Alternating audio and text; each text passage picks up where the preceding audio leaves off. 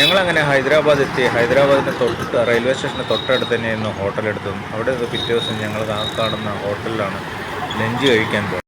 ആ ഹോട്ടലിലോട്ട് ഉള്ളിലോട്ട് ചെന്ന് അവിടെ നിന്ന് ഞാൻ കൗണ്ടറിൽ നിന്ന് ബില്ലെടുത്ത് ആദ്യം അവിടെ കൗണ്ടറിൽ ബില്ല് കൊടുത്താലേ നമുക്ക് ഫുഡ് കിട്ടുകയുള്ളായിരുന്നു. ഒരുപാട് ആൾക്കാരുണ്ടായിരുന്നു. ഞങ്ങൾ അങ്ങനെ പുറത്ത് വന്നു. ആ റോഡ് സൈഡിൽ തന്നെയായിരുന്നു. തൊട്ടപ്പുറത്താണ് ഞങ്ങൾ താമസിച്ചത്. ആ കാണുന്ന ബിൽഡിങ്, ആ ബിൽഡിങ്ങിലായിരുന്നു ഞങ്ങൾ താമസിച്ചത്. അവിടെയായിരുന്നു ഹോട്ടൽ. അങ്ങനെ 5 പേര് ഹോട്ടലിനകത്ത് ഒരു സൈഡിൽ ഞങ്ങൾ 5 പേരും കൂടി ഇരുന്നു.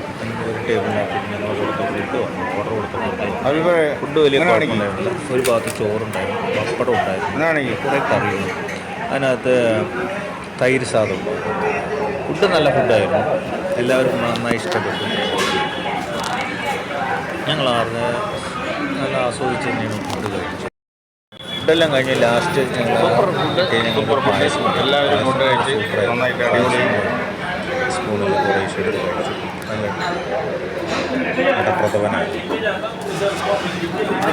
തൈര് സാധനം ബെസ്റ്റ്. തൈര് സാധനം മിയാമി. തൈര് സാധനം മിയാമി. ഫുഡ് സൂപ്പറാണ്. ഇരുന്നതിന് പുറത്ത് ഫുഡ് കഴിച്ച് കുറച്ച് ക്ഷീണം കഴിച്ച ക്ഷീണം മാറാൻ വേണ്ടി ഞങ്ങൾ പുറത്ത് വന്നു. കുറച്ച് നേരം ഇരുന്നു.